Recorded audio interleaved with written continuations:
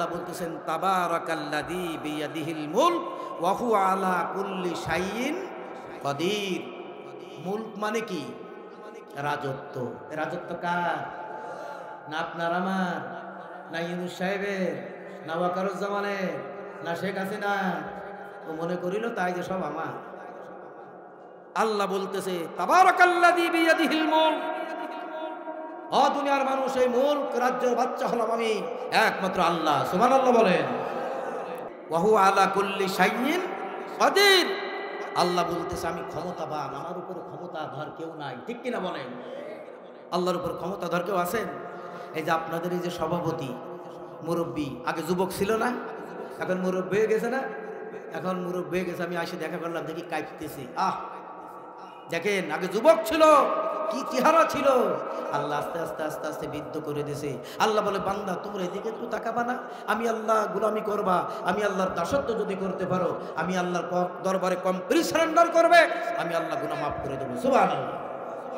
আল্লাহ রাব্বুল আলামিন এবার বলেন সমস্ত রাজ্যের মালিক আমি রব্বুল আলামিন। তাহলে বান্দা তোমরা এবার শুনে নাও, আমি আল্লাহ ঘোষণা করে দিলাম আল্লাযী খালাকাল মাউতা ওয়াল হায়াতা লিয়াবলুয়াকুম আইয়ুকুম আহসানু আমালা ওয়া হুয়াল আজিজুল গাফুর। জোরে বলেন আল্লাহু আকবার। আল্লাহ রাব্বুল আলামিন বলে দুনিয়ার মানুষ, তোমাদেরকে আমি আল্লাহ রাব্বুল আলামিন আল্লাযী খালাকাল মাউতা, আমি তোমাদের জীবনে মৃত্যু দিয়ে জীবন দিয়ে তোমাদের পরীক্ষা নিলাম। বান্দা তোমরা শুনে নাও, পরীক্ষার জায়গা দুনিয়ার বুকে তোমরা যতদিন থাকবা বান্দা, পরীক্ষা ছাড়া কিছু হবে না। পরীক্ষায় যদি তোমরা কামিয়াব হতে পারো রে বান্দা, তাহলে তোমরা গোল্ডেন প্লাস যদি একবার পেয়ে যাও, আমি আল্লাহ তোমাদের গুনাহ মাফ করে দেবো। বলেন সুবহানাল্লাহ।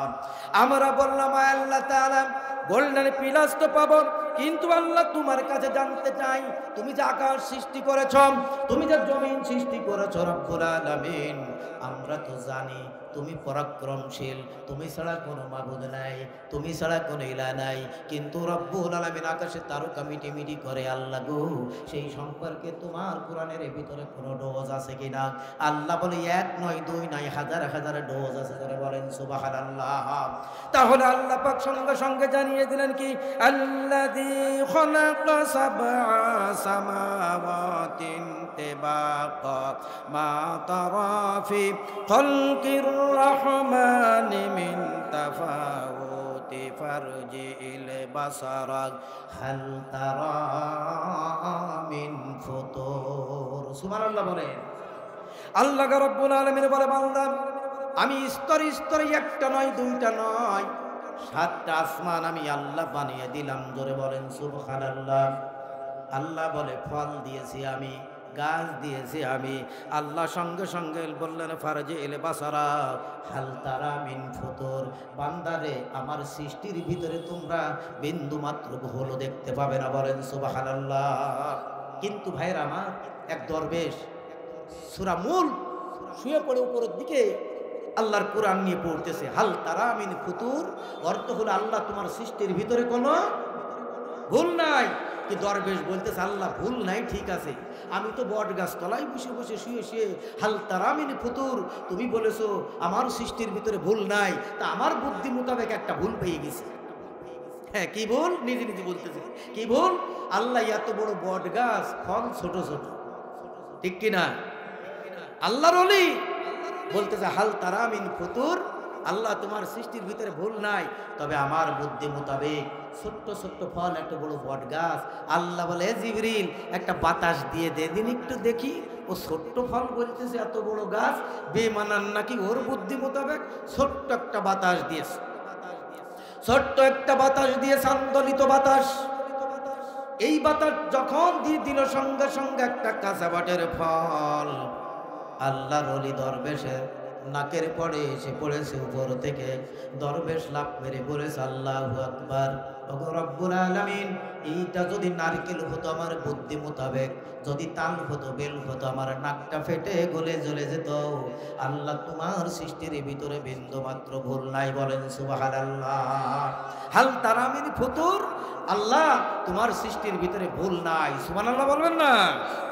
আল্লাহ রাব্বুল আলামিন বলে বান্দা এইটা যারা অস্বীকার করবে তাদের জন্য কি তা হলো শোনো, আমার সৃষ্টি নিয়ে যারা অস্বীকার করবে, আমার কোরআনকে যারা অস্বীকার করবে, আমার ইসলামকে যারা অস্বীকার করবে, আমি আল্লাহকে নিয়ে যারা অস্বীকার করবে, আল্লাহকে দেখা যায় না, আমি আল্লাহর ওয়াহদানিয়াত নিয়ে যারা অস্বীকার করবে তাদের সম্পর্কে আমি রব্বুল আলামিন কোরআনুল কারীমের ভিতরে জানিয়ে দিলাম, ওয়ালিল্লাযীনা কাফারু বিরাব্বিহিম আযাবু জাহান্নামা ওয়া বিসাল মাসির।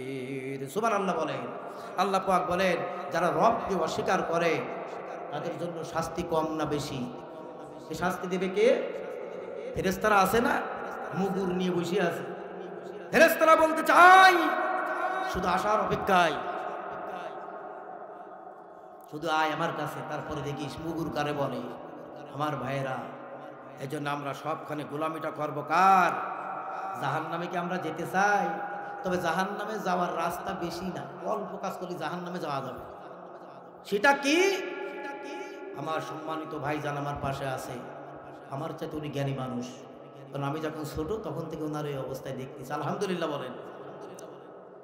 বাজারের ব্যবসা করে দেখি উনাকে, আপনাদের সাথে দেখা সাক্ষাৎ হয়। ছোট্ট একটা কাজ করলে জাহান্নামে যাওয়ার পথ একদম সোজা। সেই পথটা কি? আবার পুনরায় আবৃত্ত করি, মানে ওই যে কৌতুকি করলেন আবার গড়ে আসি। সেটা হলো আপনি যদি দাদাদের গোলামি করেন, ইসকনের পক্ষে কথা বলেন ঠিক কিনা? ইসকনের খবর রাখেন। ইসকনে বৌদ্ধ মন্দির, চট্টগ্রামে মন্দির পরিদর্শন করে 1 ট্রাক অস্ত্র পাওয়া গেছে, সেটা দিয়ে দেওয়া হয়েছে। 1 ট্রাক অস্ত্র। ওদের কাজ হলো, আমরা ইসকনের পক্ষে, কিছু কিছু আওয়ামী লীগের ভাইরা আছে তারা দেখেছি ওখানে, আমার এলাকায় সব এলাকা ভালো, ওখানে তারা হিন্দু সেজে শাখা পরে মহিলাদের হাতে ওই সেই হিন্দুদের কি বাইনা মতো আছে আঙ্গুলে পরে তারা রাজপথে নেমেছে ইসকনের নেতার ফাঁসির থেকে মুক্তি চাই 15টা মাল ধরা পড়েছে। তাও মুসলমান। আর কি করবা? কত নিচে নামবা তোমরা? নামতে তো সবই শেষ করে ফেলাইছে। আর যদি 5 তারিখে যদি না চলে যেতে, তোমরা জয় শ্রীরামও বলাই ছেড়ে দিতে। জোরে বলেন ঠিক কিনা? আল্লাহ বলে ওদের জন্য জাহান্নাম। তাহলে কি হবে জাহান্নাম? এই জাহান্নামে কি হবে? এই জাহান্নামে যারা যাবেন তারা হলো অপরাধী। আমরা বললাম আল্লাহ দুনিয়ার জমিনে অপরাধীদের আমরা যদি ধরি তাহলে দড়া দিয়ে বান্ধি, কেউ ফিতা দিয়ে বান্ধি, কেউ তাগি দিয়ে বান্ধি, কেউ বাসনা দিয়ে বান্ধি, কেউ আতার বেড়ার রশি কেটে কেটে কেটে কেটে বান্ধি। জোরে বলেন ঠিক কিনা? আল্লাহ বলে না না, আমি ওদের ওইটা দিয়ে বাঁধতে দেব না, ওরা ওইটা দিয়ে বাঁধলে ওদের মান সম্মান বেশি বেড়ে যাবে। আল্লাহ বলে ওয়াতারাল মুজরিমিনা ইয়াউমাইযিন মুকাররানিনা ফিল আসফাদ। জোরে বলেন আল্লাহু আকবার। আল্লাহ রাব্বুল আলামিন বলবেন ও দুনিয়ার মানুষ, ওদের অপরাধী যারা, ইসলামের বিরোধিতা করেছে যারা, ওরাই হলো অপরাধী। তারা কোরআনের বিরোধিতা করেছে যারা, অপরাধী হলো ওরা। আল্লাহর আইনের বিরোধিতা করেছে যারা, অপরাধী হলো ওরা। ঠিক কিনা ভাই? আল্লাহ রাব্বুল আলামিন বলবেন ওরাই হলো অপরাধী যারা ইসলামের বিরোধিতা করেছে। 5 তারিখের আগে যারা মাহফিল বন্ধ করে দিয়েছে, বাধা দিয়েছে, আলেম ওলামাদেরকে মেরেছে, আমার বন্ধুগণ নিজামী সাহেবকে ফাঁসির কাস্টে ঝুলিয়েছে, কাদের মোল্লাকে ফাঁসির কাস্টে ঝুলিয়েছে। কথা বলেন। শেষ পর্যন্ত কি করলো? আল্লামা সাইদকে বিদায় করেছে। ওরাই হলো অপরাধী। ওয়াতারাল মুজরিমিন, ওরাই হলো জাহান্নামের দল। আল্লাহ বলে ওদের দড়ি দিয়ে বাঁধলে মান সম্মানে বেড়ে যাবে। আমি আল্লাহ ওদের হাতটা বাঁধবো শিকলি দিয়া, আমি ওদের পাও বাঁধবো শিকলি দিয়া, বাঁধে আমি পিঠমুলা দিয়ে বেঁধে হাতের ভিতরে একটা লাঠি, পায়ের ভিতরে একটা লাঠি দিয়ে সামনের দিকে টান দিয়ে ফেলে দেওয়া হবে। ওরা বলবে আল্লাহ গো, দুনিয়ার বুকে আমরা কত ভালো কাজ করেছিলাম, আজকে দড়া দিয়ে বাঁধলে না, রশি দিয়ে বান্দা হলো না। রব্বুল আলামিন আজকে শিকলি দিয়ে বান্দা হতেছে, মান সম্মান আর থাকলো না। আমার বন্ধুগণ, আমার ভাইরা, এবার আল্লাহ কি বলতে? সূরা ইব্রাহিম 50 নম্বর আয়াতে আল্লাহ বলতেছেন সারাম বিলহুম মিন কাতিরানি ওয়া তাগশা উজুহুম নার। আল্লাহ রাব্বুল আলামিন সঙ্গে সঙ্গে এবার বলবেন জাহান্নামীদের আরো জোরে বান্দশি করে দিয়া। আমরা বললাম আল্লাহ জাহান্নামীদের পোশাকটা থাকবে কি? আল্লাহ জানিয়ে দিলেন ওদের পোশাকটা হবে আল কাতরা। কি পোশাক থাকবে? আল কাতরা পোশাককে আমরা পরতে চাই। ইয়াউমা নাদউ কুল্লা উনাসিম বিইমামিহিম, প্রত্যেক দলের লিডারকে ডাকা হবে, দলের কর্মী সহ। কার কথা? আল্লাহ বলতেছে সূরা বনী ইসরাঈল, ইয়াউমা নাদউ কুল্লা উনাসিম বিইমামিহিম, প্রত্যেক দলের কর্মী এবং লিডার সহকারে ডাকা হবে। আওয়ামী লীগের লিডারকে কর্মী সহকারে ডাকা হবে, জামাত ইসলামী লিডার কর্মী সহ ডাকা হবে, বিএনপি লিডার কর্মী সহকে ডাকা হবে, জাতীয় পার্টি লিডার কর্মী সহ সবাইকে ডাকা হবে। আট্রসি যারা করে কর্মী সহ ডাকা হবে, সর্বনাই যারা করে তাদেরকে ডাকা হবে। ইকরা কিতাব কাফা বিনাফসিকা লিয়াউমা আলাইকা হাসিবা, এই আমলনামা তোমাদের দেয়া হলো। ও নেতারা, ও কর্মীরা শোনো, নেতারা তোমরা কর্মীদের সামনে একটু পড়ে পড়ে শোনাও। ওই নেতারা কর্মীদেরকে বলবে, ও কর্মীরা তোমরা একটু সরিয়ে যাও, একটু কিতাবটা পড়িয়ে নি। বলবে না না না, সর্বনা, এই কিতাবটা আজকে আমাদের সামনে পড়ে শোনাতে হবে। জোরে বলেন আল্লাহু আকবার। আল্লাহ পাক বলবেন একরা কিতাব, এই তোর হাতে আমলনামা দেয়া হলো। ইয়াউমা নাদউ কুল্লা উনাসিম বিইমামিহিম, ইমাম মানে কি? তোর নেতা কর্মী সব এক জায়গায় আজকে পড়, আজকে একরা কিতাব। বলবে লজ্জা লাগে, এইবার বলবে পড়, একা কুলে করে ধরবে। আজও জামাত ইসলামের নেতা ডাকবে, ডক্টর শফিকুর রহমান গো, তুমি তো বাংলাদেশে এই 5 তারিখের পরে তুমি বড় লিডার হয়ে যাও, কি কি করেছিল? ও বলবে, ও আল্লাহ রাব্বুল আলামিন, আমি বুক পর্যন্ত পানির ভিতরে নেমে ওই চিটাগাংবাসী যারা পানিতে বন্যায় কবলিত হয়েছিল ওদেরকে আমি ত্রাণ বিতরণ করে দিয়েছি। আমি নামাজের তাগিদ দিয়েছি, নামাজ ছাড়া আমার দলে কোনো হবে না, রিপোর্ট রাখতে হবে। আয়াত নামাজ পড়েছো, আত্মসমালোচনা করেছো কিনা, মা বাবাকে খেদমত করেছো কিনা, আল্লাহর আইন মেনেছো কিনা, কোরআনের আইন মেনেছো কিনা। একরা কিতাব, নেতা পড়ো পড়ো। ও নেতা, আমি রব্বুল আলামিনের এই কথা শুনতে বড় ভালো লাগে। জোরে বলেন সুবহানাল্লাহ। আমার বন্ধুগণ, এক লম্বা আলোচনা সংক্ষেপ করে দিলাম। এইবার আসবে সরমানার হুজুরের কাছে বলবেন, ও রিজাল করিম, ফাইজুল করিম, কোথায় চলে আসো? আজকে এইটা পড়ো, একরা কিতাব, তোমার আমলনামা দিয়া হলো। বলবে রব্বুল আলামিন আমলনামার ভিতরে লেখা আছে। এইবার আমি পড়লাম, আমার মুরিদ তো কম ছিল না, আমি ভোটে দাঁড়াই কিন্তু আমার কর্মীরা আমাকে ভোট দেয় না, সব বামপন্থীদের ভোট দেয়। আল্লাহ গো, আজকে ওদের বিচার তুমি করেই ছাড়বা, ঠিক কিনা? বন্ধুরা আমার, ও ভাই, তালেবানের দিকে তাকিয়ে দেখেন, সিরিয়ার দিকে তাকিয়ে দেখেন। আজকে যিনি বাংলাদেশটা নয়, ওই সিরিয়া যিনি নেতৃত্ব দিয়েছেন, মাথায় পাগড়ি, কি সুন্দর জামা, লম্বা জামা, মাথায় পাগড়ি, কি সুন্দর টুপি, কথা বলেন ঠিক কিনা? আর আমার বাংলাদেশের লম্বা জামা অনেক আছে, মাথায় পাগড়ি আছে।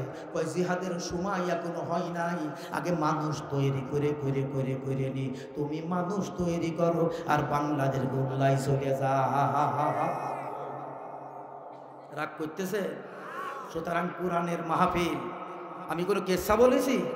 আমি কোরআন থেকে আলোচনা করতেছি, কোরআন থেকে কথা হবে। বন্ধুরা আমার, আমরা মুসলমান, ফাইনা তাজহাবুন, কোথায় চলেছি আমরা?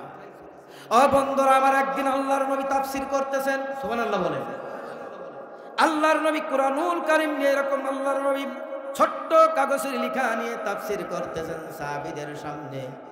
সাহাবীরা বলে, ইয়া রাসূলুল্লাহ, ইয়া হাবিবাল্লাহ, কলিজা শীতল। সুবহানাল্লাহ বলেন। আল্লাহর নবী তাকায় দেখতে লাগলেন, বলল, সাহাবীরা সরে যাও, একটু কথা আছে। ও সাহাবীরা সরে যাও, কথা আছে। 3 বার বললেন। এবার চিন্তা করলেন কার সাথে নবী কথা বলবেন, কিন্তু বলবেন জিবরাইলের সাথে। জোরে বলেন ঠিক কিনা? জিবরাইল বলতে, রাসূল গো, টেনশন করা লাগবে না, ওদিকে যুদ্ধের জামামা বেজে উঠেছে, তবুকের যুদ্ধে। আপনি তাড়াতাড়ি লিস্টের মধ্যে লিস্ট করা শুরু করে দেন। সুবহানাল্লাহ বলেন। লিস্টের ভিতরে যখন লিস্ট করা শুরু করলেন, আল্লাহর নবী সমস্ত সাহাবীদের বড় ডাক দিলেন। সাহাবীদের লিস্ট যখন শুরু করে দিয়েছেন, সাহাবীদের লিস্ট যখন করতেছেন, লিস্ট করতে করতে লক্ষ্য করুন আমার ভাইরা, লিস্টের ভিতরে এইবার আর কেউ বাকি নাই, কেউ বাকি নাই। একজন বলতেছে হুজুর আমার নামটা লিখায় দেন। তাকায় দেখে আল্লাহর নবী সেই মুজাহিদের নামটা লিখায় দিয়েছেন। জোরে বলেন সুবহানাল্লাহ।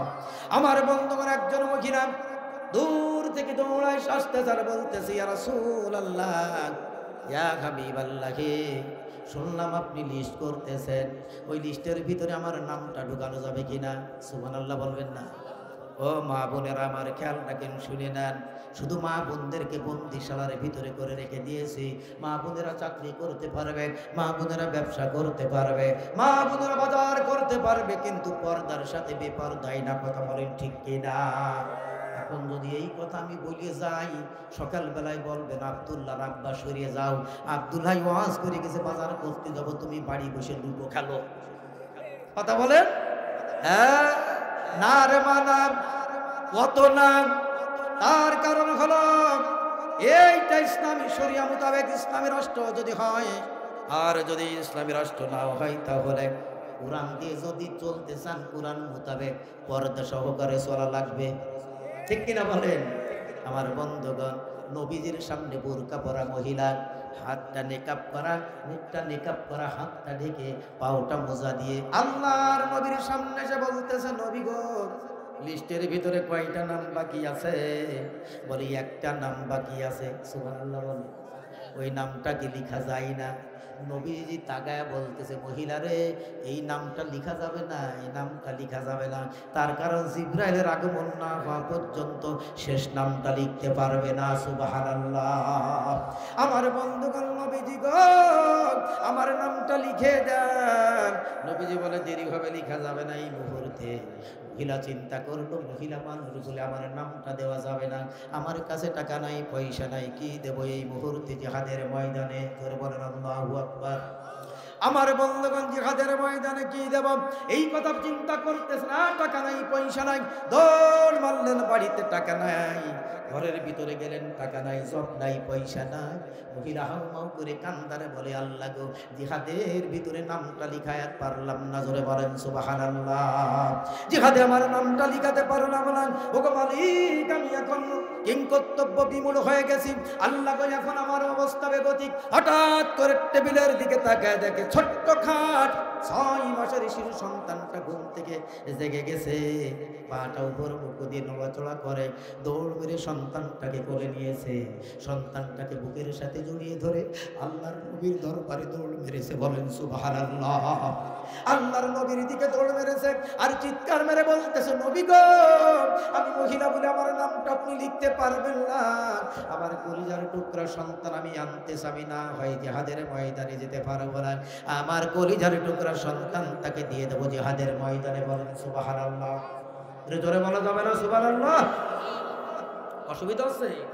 আমার বন্ধুগণ, আমার ভাইয়েরা, আল্লাহর নবী সাল্লাল্লাহু আলাইহি সাল্লামের সামনে চলে গেছেন। আল্লাহর নবীর সামনে যখন চলে গেছেন, নবী আমার তাকায় বলতেছে, মহিলারে কি ব্যাপার? বলে, নবী গো, কয়টা নাম বাকি আছে? বলতেছে, একটা নাম বাকি আছে। ও আল্লাহর নবী সাল্লাল্লাহু আলাইহি ওয়াসাল্লাম, ওই নামের ভিতরে আমার কলিজার টুকরা সন্তানের নামটা লিখে দেন। বলেন সুবহানাল্লাহ। ভাই, এদিকে কি দেখতেছেন সবাই? আমার দিকে তাকান। আমার সন্তানের নামটা লিখে দেন। সুবহানাল্লাহ বলবেন না? বলতেছে, মহিলা, আমার কাছে মস্কারি করার জায়গা পাচ্ছ না, সন্তানকে ফিরাই নিয়ে যাও। আমি দোয়া করে আল্লাহ তাআলা এই মহিলার সন্তান নিয়ে আসছে, জিহাদের ময়দানে আমরা যাব। মহিলা, তুমি বাড়ি নিয়ে যাও, আল্লাহ পাক তোমাকে জিহাদের মর্যাদা দিয়ে দেবে। জোরে বলেন সুবহানাল্লাহ। মহিলা কান্দার বলে, নবী গো, আমার বিশ্বাস আমার সন্তান আপনার উপকার করতে পারবে। আল্লাহর নবী বললেন, মহিলা কি উপকার করতে পারবে? তুমি তো বলো নাই। বলে, ইয়া রাসূলুল্লাহ, আমার সন্তান বড় উপকারে আসবে আপনার। নবীজি ডাক দিয়ে বলে, মহিলারে, এ তো তরবারি ধরতে পারবে না, অস্ত্র ধরতে পারবে না, ঢাল ধরতে পারবে না, ঘোড়ার পরে বসতে পারবে না। এ কোন অপরাধ, কি বিপদের ভিতরে আমাকে ফেলালেন? এ মহিলা, সন্তানকে ফিরাই নিয়ে যাও। মহিলা বলেন, নবী গো, সন্তানকে নিয়ে আসছি ফিরানোর জন্য না। ধরে বলেন সুবহানাল্লাহ। আল্লাহর নবী, আপনি জানেন কিনা আমি জানি না, আমার এই সন্তান আপনার উপকারে আসবে। বলে কি উপকার? ওগো আল্লাহর নবী জিহাদের ময়দানে যখন আমার সন্তান আপনি নিয়ে যাবেন, কাফের বেঈমানরা যখন আপনার গায়ে তীর মারবে, বাম পাশ থেকে তীর মারলে আমার সন্তানকে তীরের গায়ে ধরবেন, ডান পাশ থেকে তীর মারলে তীরের গায়ে ধরবেন, সামনের থেকে তীর মারলে তীরের গায়ে ধরবেন। ইয়া রাসূলুল্লাহ, ইয়া হাবিবাল্লাহ, আমার সন্তান তীরে তীরে তীরন্দাজ হয়ে যাবে, আমার সন্তান দুনিয়া থেকে বিদায় নেবে, আমার নবীর গায়ে একটা তীরও লাগবে না, আমার জীবনের বড় সান্ত্বনা হয়ে যাবে। আমার জীবনের বিনিময়ে আমার আল্লাহর নবী বেঁচে আছে, বলেন সুবহানাল্লাহ। তাহলে আমাদের বাচ্চাদের আমাদের জিহাদের ময়দানে যাওয়ার দরকার আছে কিনা ভাই? হ্যাঁ, দরকার আছে কিনা? আমার খুব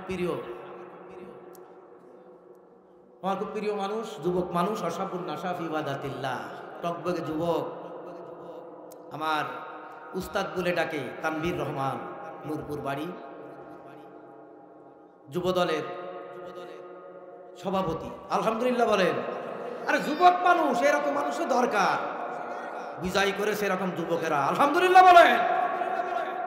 সোজা কথা, 5 মিনিট সময় দাও, একটু বক্তব্য দেব, এই যুবকরা দিতে দেয়নি, ঠিক কিনা? ওই আইসে গেল সে প্লেনে ওঠেন, চলে গেছে একদম নানার বাড়ি না শ্বশুর বাড়ি, কথা বলেন ঠিক কিনা? তাহলে যে কথা বলছিলাম, আল্লাহর নবীর সাথে শরীক হতে গেলে জিহাদের ময়দানে যাওয়ার দরকার আছে কিনা ভাই? আছে কিনা ভাই? আল্লাহ কবুল করুন, বলেন আমিন।